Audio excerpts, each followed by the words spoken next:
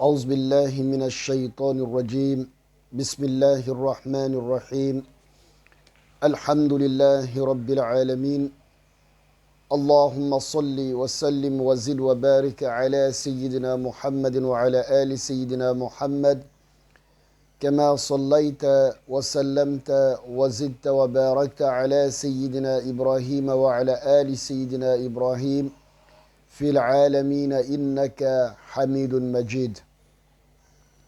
Chers frères, chères sœurs, assalamu alaykum wa rahmatullahi ta'ala wa barakatuhu. Nous remercions Allah subhanahu wa ta'ala qui, de par sa grâce et sa miséricorde, nous comble de sa grâce et nous demandons sa clémence qu'il nous maintient sur le droit chemin et qu'il nous accorde une bonne fin.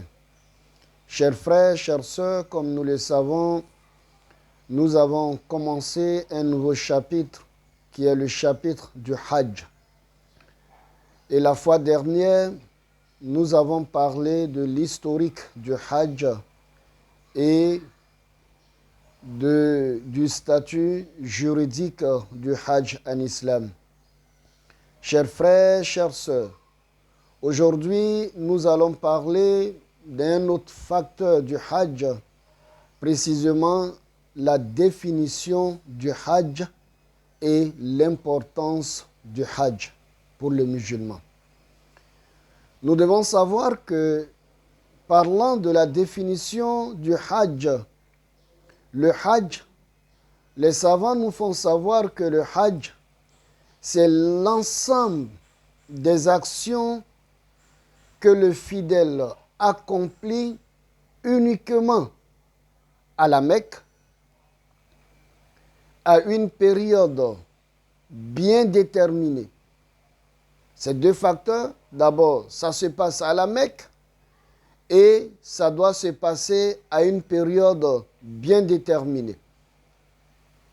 Et le Hajj consiste à stationner sur le mont Arafat le 9e jour du 12e mois lunaire qui est Zul Hijjah, a fait le tour, c'est-à-dire la circumambulation autour de l'Al-Kaaba 7 fois et la marche entre les deux monticules, Safa et, Safa et Marwa, en étant en état de sacralisation et bien d'autres actes qui complètent le rite du Hajj. Chers frères, chères sœurs, nous devons savoir que nous retenons de cette définition quelques éléments. La première des choses où s'accomplit le Hajj. En islam, nulle part le Hajj ne s'accomplit si ce n'est que sur la terre sainte d'Allah subhanahu wa ta'ala. Et le Hajj aussi, ça a des périodes. Et comme nous venons de donner les piliers. À travers ça, nous avons les piliers du Hajj. Et Inch'Allah, dans nos enseignements, nous allons faire ressortir les autres rites du Hajj qui ne sont pas les piliers du Hajj, mais qui restent des rites que nous devons accomplir durant le Hajj, à savoir la lapidation et bien d'autres actions qu'Allah nous donne la bonne compréhension. Chers frères, chères sœurs, nous devons savoir que le Hajj, pour le deuxième point, le Hajj est très important en islam. Nous l'avons dit la fois dernière, le Hajj représente le 5e pilier de l'islam et cela est déjà une importance du Hajj.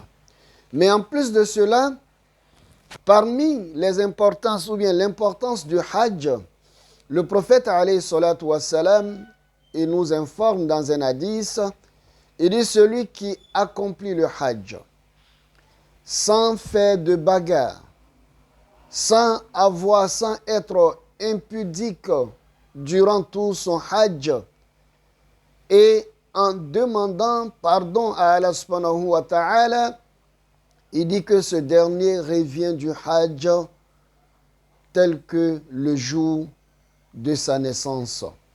Ce qui voudrait dire quoi? Le hajj pardonne tous les péchés passés. Tout ce que tu avais fait comme péché avant d'aller au hajj, le hajj est un moyen qui pardonne tous ces péchés, qu'Allah nous pardonne nos péchés, Inch'Allah.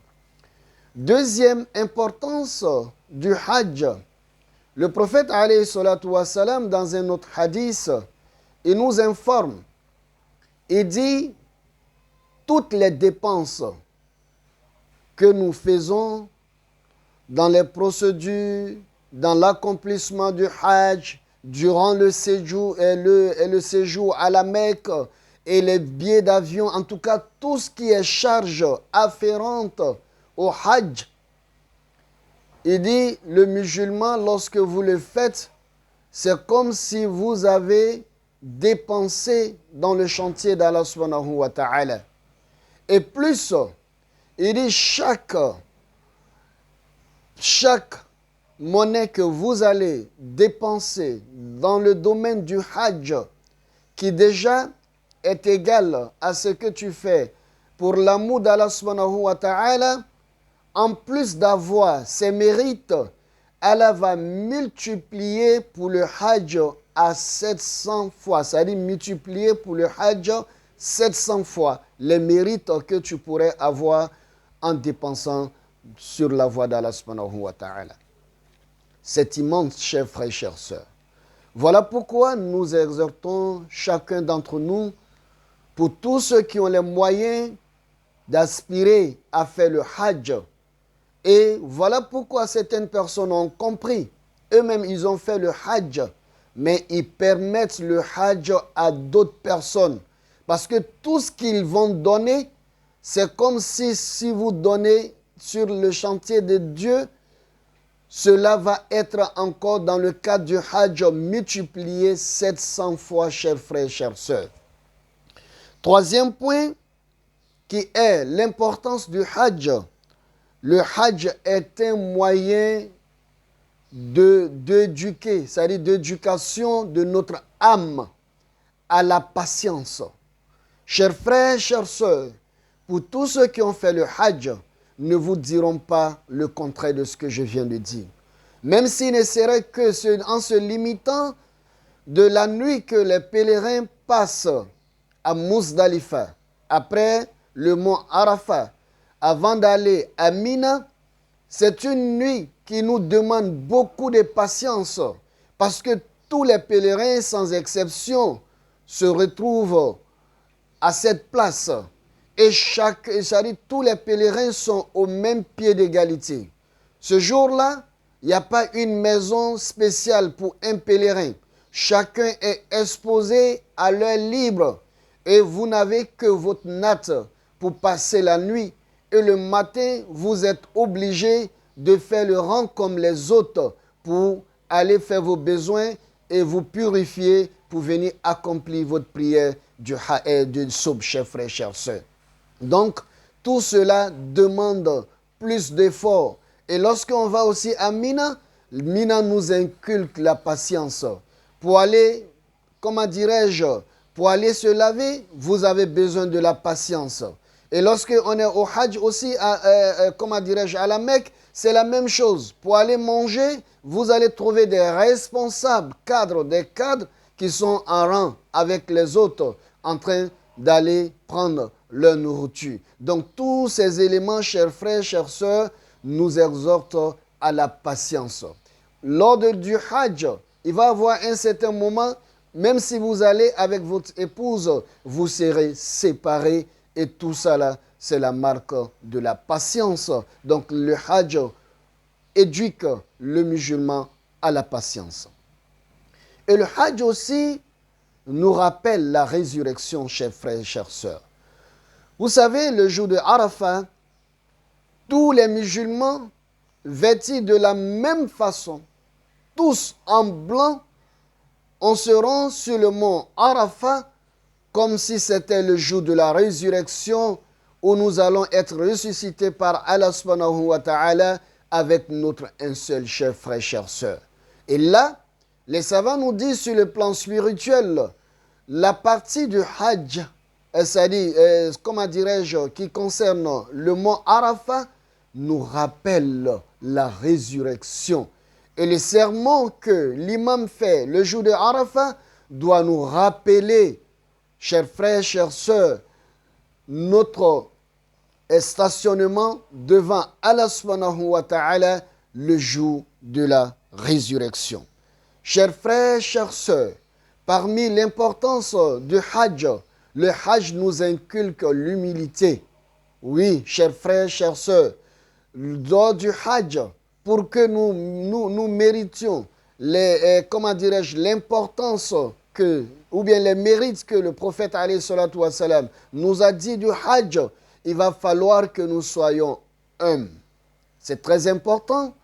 Nous avons affaire à des personnes souvent que si ce n'était pas le Hajj, on ne serait même pas rapproché. Ou même s'il serait à côté de nous, il serait là pour nous servir. Mais vous allez voir que lors du Hajj, ce n'est pas pour cela, chers frères, chères sœurs, vous êtes au même pied d'égalité. Qu'Allah subhanahu wa ta'ala nous accorde tous le Hajj. Qu'Allah subhanahu wa ta'ala nous accorde l'humilité et la patience lors de l'accomplissement du Hajj.